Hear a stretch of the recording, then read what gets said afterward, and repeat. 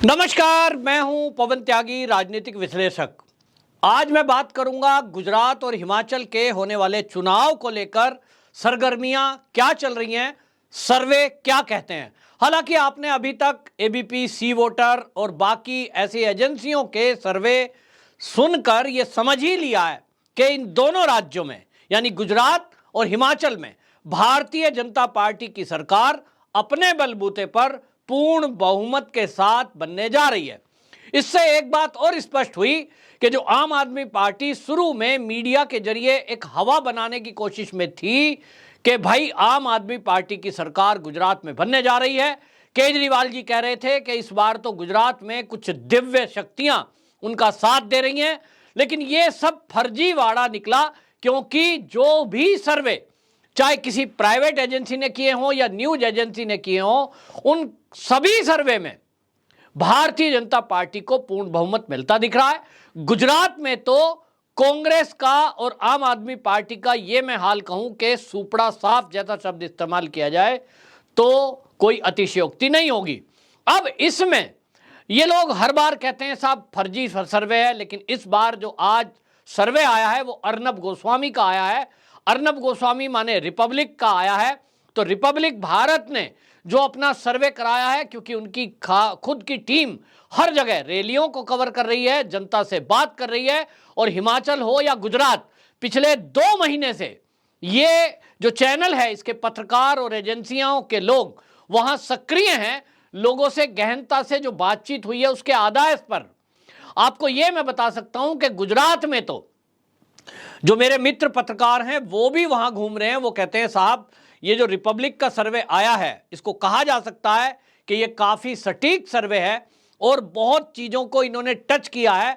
जो प्रश्न इन्होंने पूछे हैं उसके आधार पर यह कहा जा सकता है कि वाकई में यह सर्वे ऑथेंटिक है और इसी के अनुसार कुछ ना कुछ निर्णय आने वाले हैं। हालांकि अब कुछ ही घंटे हिमाचल के चुनाव में बचे हैं। वहां जिस तरह का ट्रेंड रहता है कि एक बार वहां भाजपा, एक बार वहां कांग्रेस, लेकिन हम देख रहे हैं कि इस बार सर्वे में इस ट्रेंड को टूटता हुआ नजर आ रहा है। लोगों का कहना है और वो जो सर्वे हुए हैं उसका भी कहना यह है कि इस बार हिमाचल ने मूड बनाया है कि वो भारतीय जनता पार्टी को रिपीट करके उस परंपरा को तोड़ देगी जो पिछले कई वर्षों से ये चला आ रहा था। और इसके पीछे उन्होंने देखा भी है, जैसा मोदी जी ने अपनी रैलियों में बाकायदा इसका जिक्र किया है कि जब कभी इस तरह का ट्रेंड अगर आप चलाते रहेंगे तो ये आप ही का नुकसान है, क्योंकि पार्टियों को ये लगने लगता है कि हम 5 साल के लिए आए हैं, 5 साल बाद तो दोबारा आएंगे नहीं, तो इसलिए जमकर लूटो, जमकर खाओ, और जनता की प्रॉब्लम को, समस्याओं को समाधान ना भी करो तो भी जाना तो है और अगली बार आना तो है। और इसीलिए उन्होंने ये तक कहा कि कांग्रेस की सरकार इसीलिए कभी अड़ंगा अटकाती थी सड़क बनाने में, कभी रेल में, कभी प्रोजेक्ट में, कभी उद्योगों में, लेकिन इस बार 1 रैंक 1 पेंशन एक योजना जो मोदी सरकार ने लागू की उसका इंपैक्ट इतना है, क्योंकि हिमाचल की बात यदि करूं तो वहां सेना के नौकरी करने वाले और सेना के रिटायर पर्सन बड़ी संख्या में हैं। हालांकि कांग्रेस का वहां एक अच्छा खासा गढ़ है। और हाल आप देखिए, जो सर्वे आया है वो तब है कि जब वहां गांधी परिवार का कोई व्यक्ति नहीं जा रहा है। इसका मतलब यह है कि लोगों में अगर गांधी परिवार ना जाए, राहुल गांधी की रैलियां ना हो, प्रियंका की ना हो, सोनिया गांधी कतई दर्शन ना दे, तो लोगों का मूड अभी भी कांग्रेस की तरफ कुछ कुछ है। पुराने लोग हैं ऐसे गांव के जो कहते हैं साहब हम तो कांग्रेसी हैं, चाहे देश गड्ढे में जाए, चाहे कुछ भी हो, चाहे हिंदुत्व पे खतरा हो, चाहे सनातन संस्कृति पे खतरा हो, हमारे तो परदादा दादा सब कांग्रेस को वोट देते आए थे, हम देते रहेंगे।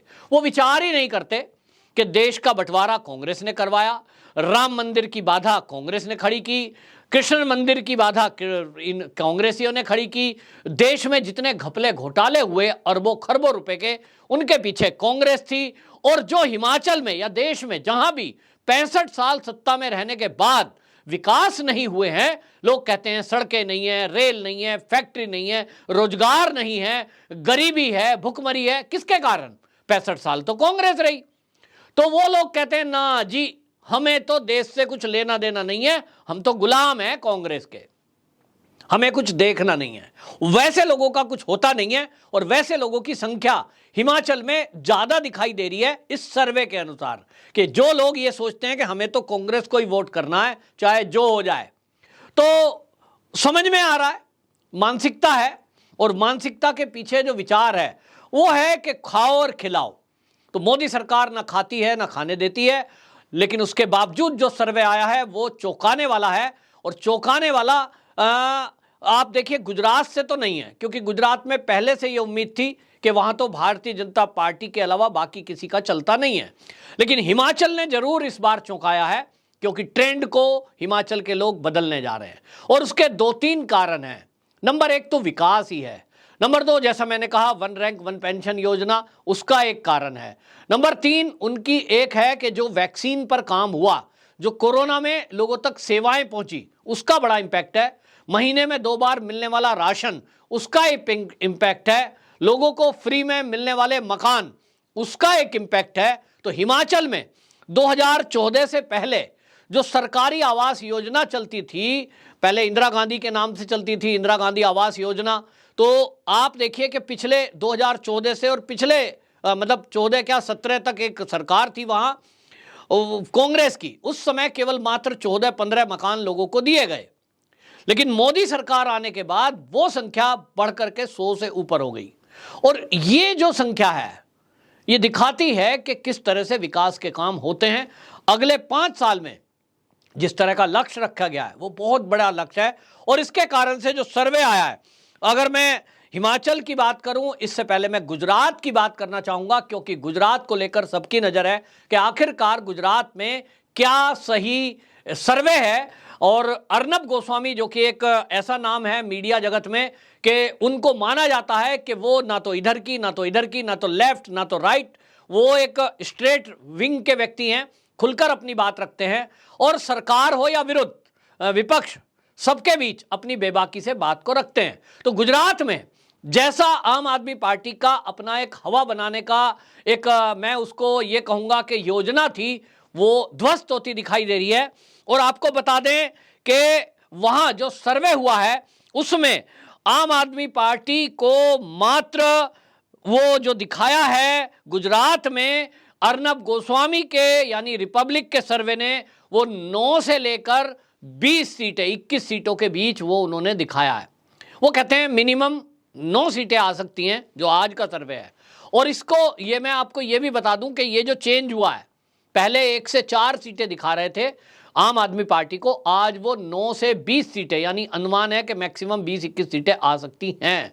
वो क्यों हुआ है? क्योंकि उन्होंने जो ओबीसी कार्ड खेला है, जो उन्होंने सीएम फेस बदला है, गोपाल इटालिया को चेंज किया है। और गोपाल इटालिया को चेंज करने का भी एक कारण समझ में आ गया, क्योंकि रिपब्लिक ने सर्वे में ये पूछा है कि गोपाल इटालिया ने जो प्रधानमंत्री को लेकर के बयान दिया था, उसको लेकर क्या असर पड़ा है जो उसने बयान दिया था। तो लोगों का कहना है कि उसका बहुत बड़ा असर पड़ा है। और गोपाल इटालिया के बयान पर जो देवी देवताओं को, जो संतों को लेकर बात कही, जो पीएम को लेकर बात कही, 62% लोगों ने कहा कि उसका असर है कि गोपाल इटालिया और आम आदमी पार्टी से लोगों को नफरत हो गई। ये दिखाया है। दूसरा, उन्होंने कहा कि मोरवी की घटना, इसका कितना असर है, क्योंकि इसको भी आम आदमी पार्टी और कांग्रेस ने काफी उठाया। काबा वाली लड़की जो है वो, उसने तो बाकायदा गाना बना दिया, एक इसी पे गाना बना दिया। वो गाना गा रही है, गुजरात में काबा, गुजरात में मोरबी का पुल बा टूट गया बा। वो जो गाना गा रही है उस गाने का कितना असर है, तो सर्वे बताता है मात्र 14% लोग कह रहे हैं कि उसमें सरकार को जिम्मेदार मानते हुए लोग थोड़े खफा हुए हैं। मात्र 14%। बाकी लोगों का मानना है कि ये दुर्घटना है और इस दुर्घटना में किन्हीं लोगों का एक हाथ है। जो ग्रुप था 15-16 लड़कों का, वो शैतानी कर रहे थे, उन्होंने जानबूझ के पुल को हिलाया, भीड़ को इकट्ठा होने दिया और साजिश थी जिसमें अभी जांच होना बाकी है।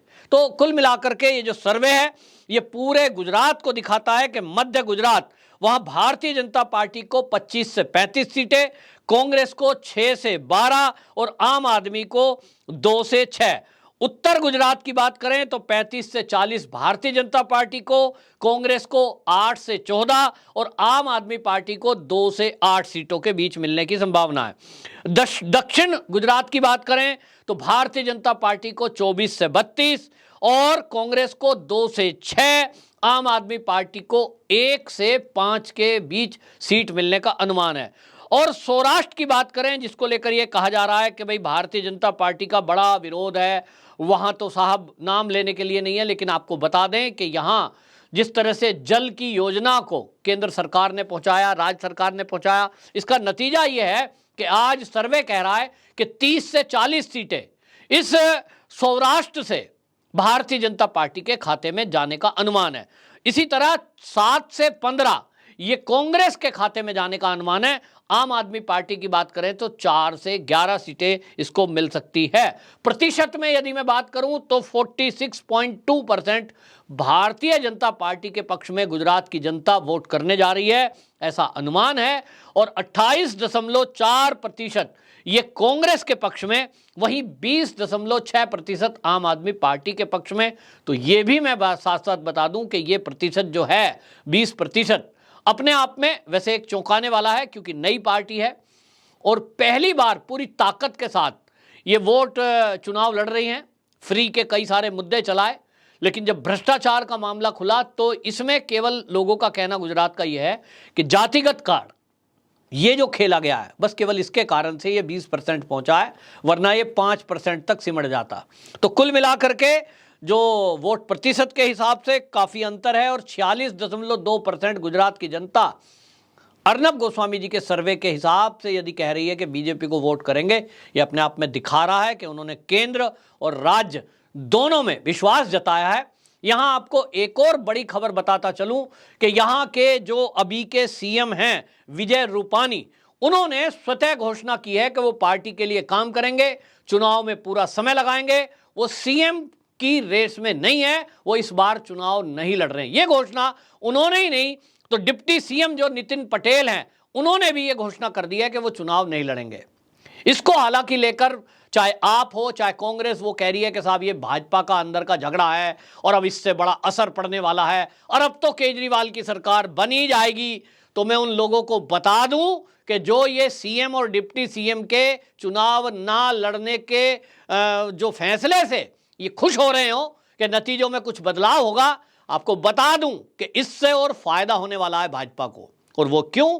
क्योंकि जो चुनाव है, आप याद करिए जनता से जितनों ने सवाल पूछा है वो सब कहते हैं साहब मोदी के नाम पे वोट दे रहे हैं, मोदी जी के नाम पे, मोदी जी के काम पे वोट मिल रहा है। राज्य सरकार का काम गौण हो गया है, केंद्र का नाम और केंद्र का काम वहां प्रमुखता से आ गया है।